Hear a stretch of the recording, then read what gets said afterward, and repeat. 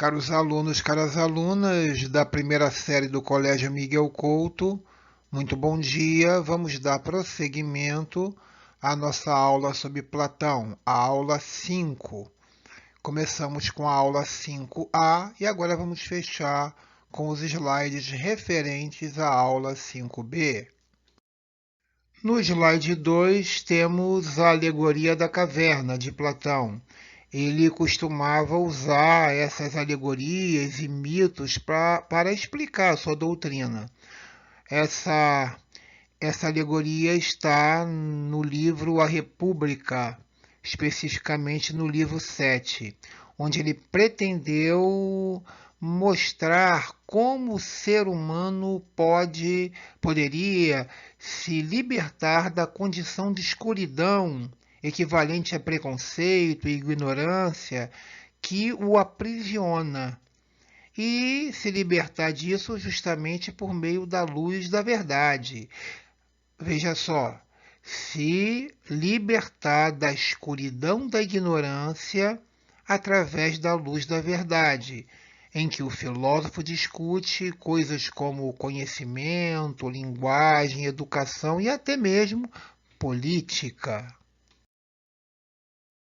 Então, no slide 3, Platão apresenta prisioneiros que têm a realidade limitada pelos seus sentidos e por aquilo que aprenderam de errado, aquilo que foi imposto pela sociedade na forma de cultura, tradição, preconceitos, uma má educação, uma falsa religião e etc. Ele descreveu uma realidade construída diante dos prisioneiros como sendo sombras de simulações, vozes, objetos criados pelos homens, uma luz artificial, uma pouca luz, uma penumbra, enquanto que a verdadeira realidade está fora da caverna e é contemplada pelo prisioneiro que consegue fugir, no caso, o filósofo. No slide 4, vamos abordar a dificuldade que o prisioneiro sofreria ao se libertar da caverna. De uma forma difícil, pois haveria muita dificuldade por uma mudança brusca na realidade. A luz do sol ofuscando seus olhos, a dificuldade de discernir os objetos reais jamais vistos, realizar movimentos novos, tudo isso seria difícil para o prisioneiro que escapa. E a readaptação à nova realidade leva um tempo. Você sabe disso quando os olhos estão na escuridão e de repente tem que passar para um ambiente luminoso. Platão quis mostrar com isso que a mesma coisa aconteceria quando se sai da escuridão da ignorância para a luminosidade da ciência, episteme, da verdade, do conhecimento. Bem, nesse momento, no slide 5, uma pergunta se faz necessária. Por que o prisioneiro, que é o filósofo, uma vez tendo se libertado e se transformado, deve voltar à caverna?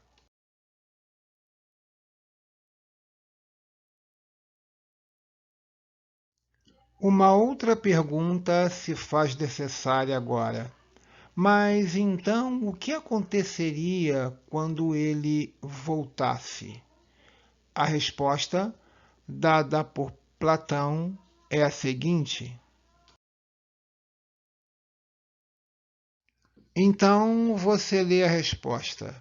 É importante que o prisioneiro que volta, o filósofo, compartilhe o conhecimento que ele adquiriu ao sair da caverna, para ajudar os prisioneiros que ainda estão acorrentados à ignorância das sombras e a discernir a realidade externa, que é superior, verdadeira, inteligível, da falsa realidade das sombras, das aparências com as quais os prisioneiros se acostumaram dentro da caverna. Então, concluindo, na alegoria da caverna de Platão, o prisioneiro que foge e passa a conhecer o mundo real é o filósofo. E aí, historicamente, acredita-se que ele esteja se referindo a Sócrates. Esse prisioneiro retorna à caverna e tenta explicar aos outros que o mundo de verdade está lá fora. E eles só veem sombras do mundo real. São cópias da realidade. Mas a inveja, o preconceito, a ignorância e até mesmo a dúvida dificultam a aceitação de seu conhecimento. E então eles são impedidos de buscar a libertação por conta dos preconceitos que acumularam ao longo de sua vida e da falsa noção de que conhecem a verdade.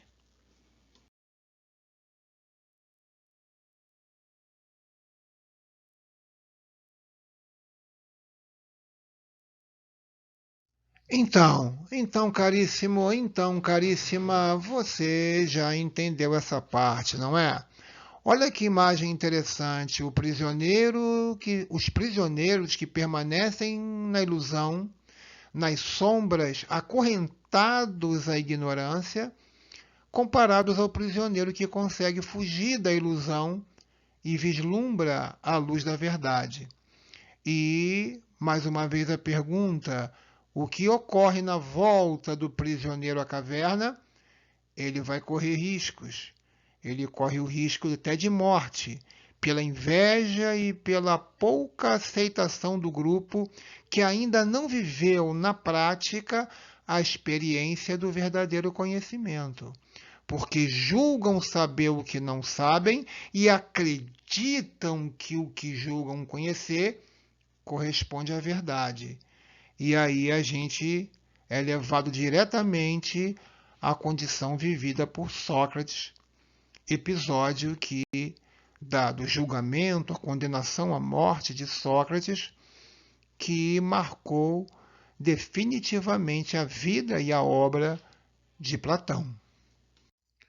Então, agora podemos fazer algumas perguntas. O que seria a caverna de Platão? Resposta: o mundo das aparências em que vive a grande maioria das pessoas, ou seja, na escuridão da ignorância, como se estivessem dentro de uma caverna escura.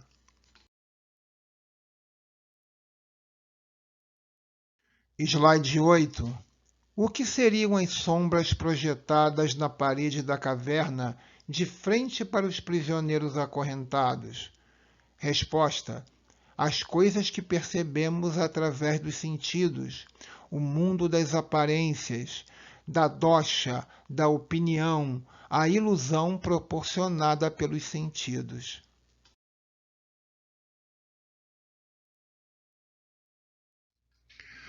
O que são as correntes que prendem os prisioneiros da caverna? Resposta de Platão: os preconceitos e opiniões, a dosha, a crença de se estar diante da realidade, a ilusão, quando se pensa saber aquilo que não se sabe.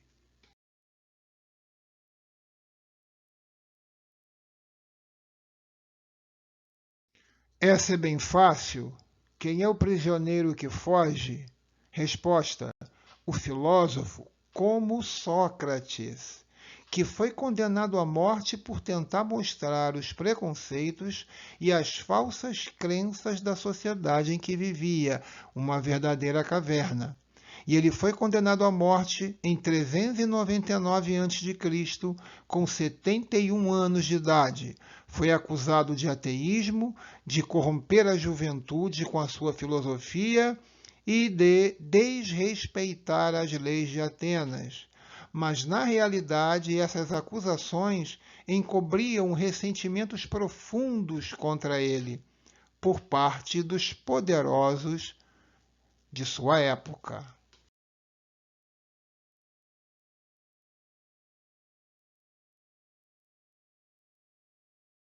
Slide 11. O que seria a luz do sol, contemplada pelo prisioneiro que fugiu? Resposta: a luz da verdade, a verdadeira ciência, episteme.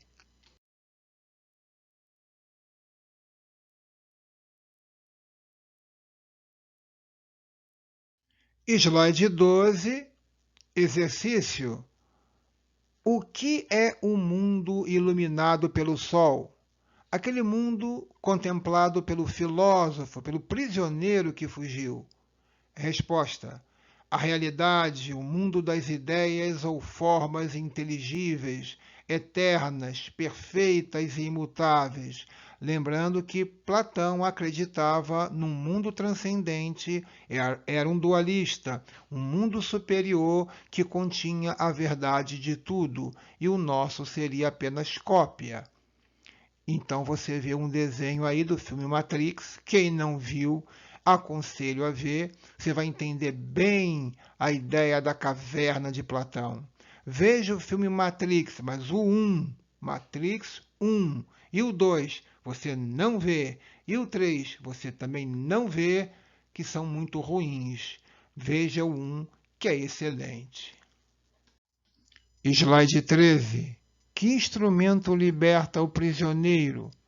Resposta: a filosofia, através da abstração, da racionalidade e da dialética.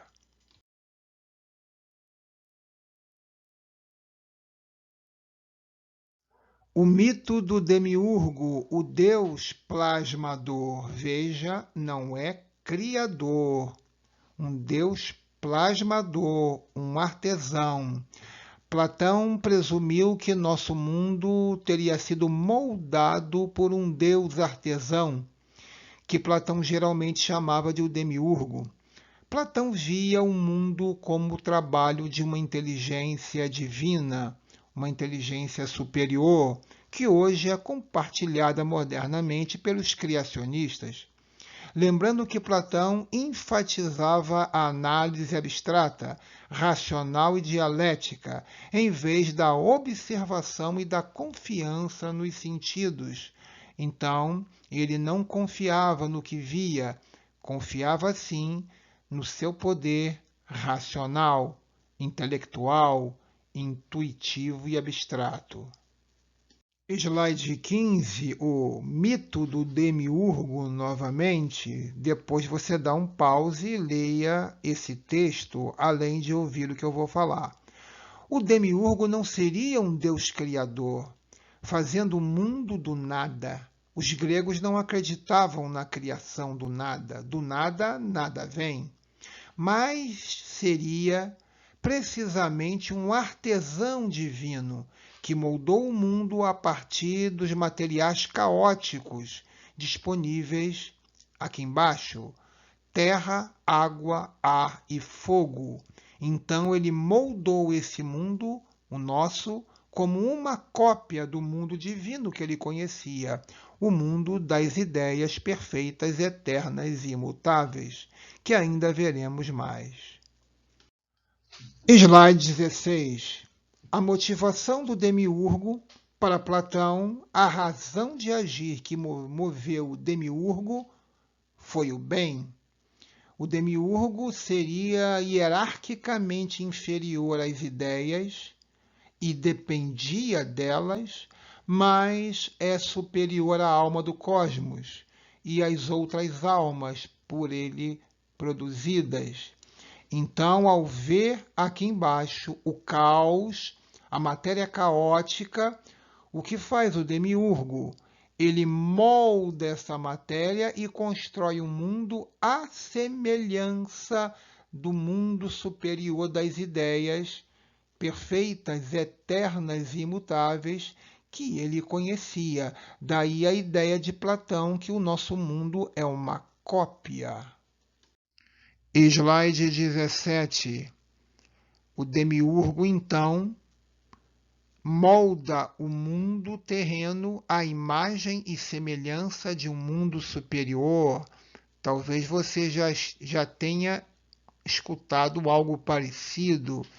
Talvez você já esteja percebendo quanto Platão influenciou o cristianismo. Bem, mas a despeito de seus melhores esforços, o demiurgo, sempre haverá um elemento de irracionalidade no mundo. Ainda mais porque o nosso mundo está sujeito ao devir, que traz a corrupção, a degradação. Logo então, para Platão, adivinha o quê? O demiurgo vai voltar para novamente colocar ordem no mundo. Você também já deve ter escutado isso em algum lugar. Bem, caríssimos, então ficamos por aqui, ao som de